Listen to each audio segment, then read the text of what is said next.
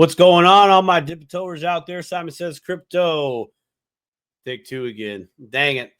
I had this video posted Sunday evening, and well, the playback for the videos that the video that I was sharing, which was last week's Dipto Let's Talk Crypto Show Ladies Night with all these wonderful ladies. The audio playback was not there, so we're gonna try this again. So without further ado, last week's episode was an epic episode. It was the ladies' night, and man, you guys really should be clicking this link or that link or this link to watch the full episode. It was awesome. All the ladies that were on this episode are some of the most highly intelligent and powerful women in this space. And that's not me just blowing smoke. That's real truth. You listen to all these individuals, these ladies, on this episode. They speak from a position of factual opinions, experience. I mean, you just listen to them. Knowledge. Each and every one of them. Sound facts, sound knowledge, great wisdom. So I'm going to share with you guys. This happened in the beginning of the episode. I'm going to share my screen this time. We're going to do an entire screen. Also share audio. Screen one, share audio. We're good. Here we go. Okay, perfect. We're just going to make this big. Ta-da. We're going to hide this guy right here. And here's Melissa, and we're going to listen. I'm going to share with you guys I wanted to share all of them, but it will take way too long. So I'm just going to share the first couple here, which should be Linda and Molly. So here we go. And then I'm going to give you my thoughts on what they say in response to Melissa's question. Perspective. And so now for the exciting part. All of us in here, I think, in theory, hold the token XRP. It is kind of running kind of like I've never seen before. And I just wanted to kind of go around the room and, first just say, like, what are you guys thinking? Has this blown your mind? Did you expect this to happen at this time? And where do you see it going from here? Like maybe, I don't know, we don't have to say it for eternity, but maybe by the first quarter of next year, where do you see XRP at? You don't have to necessarily give price predictions, but we'll start with Linda, and then we're just going to kind of go around the room if that's okay. Sure. Well, I can't say that I knew exactly that it was going to take off at this particular time, but I did feel like something would happen this year that was positive, that we would see some movement. I was hoping we were going to get stablecoin legislation this year because Jeremy Allaire had said that this was the year that stablecoins became real money. So I really thought we were going to get legislation in the fourth quarter, and that was going to be the catalyst. So it's a different catalyst. I think the election is really the catalyst, but also just, the whole stablecoins starting, hopefully tomorrow. And so much other positive news, just Gary Gensler resigning and new SEC commissioner, just so much. There's just so much news. It's kind of overwhelming, kind of hard to keep track of it all. But yeah, I think the price action is exciting, just beginning. I mean, we really are making up for 7 years, not just 4 years that we were under the lawsuit, but because the high was in 2017, we're really making up for 7 years of being behind that all-time high. So I think we have a long way to go. I'm very, very bullish. And I don't know what the price target is for the first quarter, but I do pay attention to what the technical analysts say, and according to the charts, they're showing, as much as maybe $33 to $40 somewhere next year.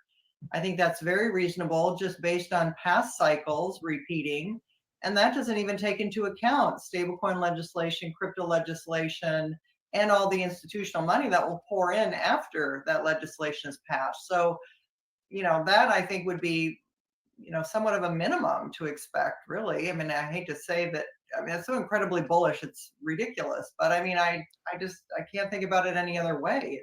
We have a long way to go. It's exciting. It's very exciting. I'm going to stop right there. I love that. Alinda's response there. She addresses two components, two components of price action, right? We have the cycles. We got the history, right? 7 years where XRP's price is playing catch up for the past 7 years since the last since its all-time high. Facts. $30 to $40 being a high / minimum.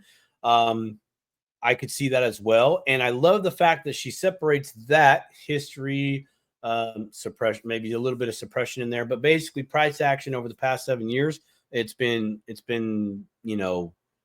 non-existent by comparison to breaking its all-time highs versus the institutional money really coming in full swing, right? The institutional money, in my opinion, is dipping their toe into crypto. They have been for a while, but they're big money.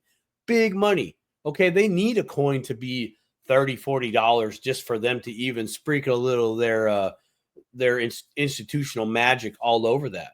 Seriously, that's when you really think about that, how fat their wallet is and how not fat our wallet is by comparison. For us, a $30 to $40 coin is kind of like, okay, yeah, I can throw some big money at that now, maybe, like $10,000. But when that coin's like $300, $400, speculative, of course, then more of their institutional money can come into play because they're not going to raise the price by how much money they slap on the table.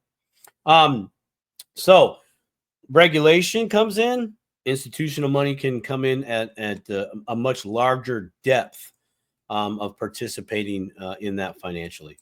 Molly, what do you think? Sure. So I think we're at a very unique time. I did expect some things to happen around the election. I thought they might happen before. I wasn't even sure if we were going to have an election, but having them happen after fits. I think that to look at the charts for XRP and assume that this is like a stock that, candlestick pattern predictive modeling techniques are going to apply, I think is very short-sighted because this asset is unlike any other. And we're at the beginning of watching the virtuous cycle kick in. Once RLUSD brings a whole lot of liquidity onto the platform and banks and institutions and sovereign entities start to move value using the XRP ledger, we're going to see this big, we're going to see an increase in price from utility adoption. And simultaneously, we're watching fiat currencies like the dollar hyperinflate themselves out of being logical store of value mechanisms. So why would you hold your wealth in dollars when you have an alternative asset like XRP that is increasing in adoption and is likely a more safe place to hold your wealth? This is the whole point of the virtuous cycle, is two competing forces, store of value and utility. They compete against each other like a cyclone. And that's when we're going to start to see, I think, the very exciting, life-changing prices that are going to drive the Bitcoin maxis through the roof, because to them, they see XRP as a very low value asset, but it's really the only one that has a very logical use case where it's practical and to be used at scale by institutional money that is way bigger than any of these sort of retail investor things. So I think we are just beginning. And even if you were to get in now at $2, $3, that is still a deal. I mean, imagine buying Bitcoin at $2. Yeah. Right now it's at 100,000. So when people say that there's no way that XRP could be $100,000 a token, I'm like, how is it that different than Bitcoin that you think that's possible for Bitcoin, but not XRP? That makes no sense. So I think we're at the beginning of a very exciting era, and it's just starting. I'm gonna stop right there because Molly also identifies the adoption factor, right? There's utility, right? It works really good, right? XRP works really good. Anybody within the XRP family will tell that to you. They'll share that with you, and it's there, right? But now you need the adoption, right? Now you need the institutions, the sovereign nations to come together and start buying this token and using it for their needs. And when that happens, of course, supply and demand kicks in, and price does go up. But the question always remains in my world, well, how much are you going to sell? If you are going to sell, are you going to sell? Maybe in 5 years, definitely not the move to sell your XRP or maybe some other digital asset that you might be into. But I love the fact that that's being addressed, because for all you dipotors out there, and here I'm just actually going to do one of these. For all you dipotors out there, the fact that you're initially so focused on price, which it's natural. I'm not dogging it. Hello, that's how I got in. Was I saw, hey, I buy this, price goes up, I'm doing really good. But it's bigger than that. Okay, price is going up. Yes. Is there a cycle at play? Arguably, yes. There's always cycles somewhere in some things, but now you have a different component here, and that is the adoption of the utility, right?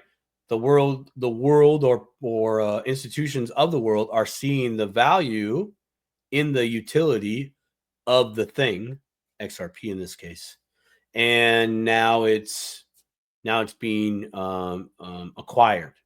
Whether they use it or not is something else, but nonetheless, the adoption has started. Does that mean everybody in the world is going to be using XRP? No, but the adoption has started at the institutional level publicly. All right.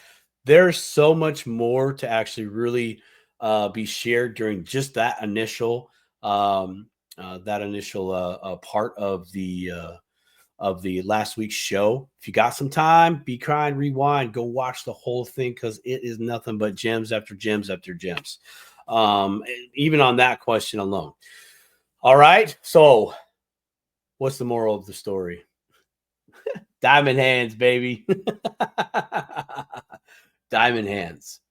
There is cycles, and then there are fundamentals. The fundamentals means the institutions getting off their couches and buying XRP or buying digital assets because they see the value in their utility with what's being already built, and they're migrating to those systems because that is the next logical step in this transformation that we are all in. All right, I gotta go. Keep dipping that toe. By the way, tomorrow I do have the promo ready to go for tomorrow's show, 8 p.m. Eastern, 5 p.m. Pacific. Y'all be good. These are the deuces. I'm Cabooses. Take care.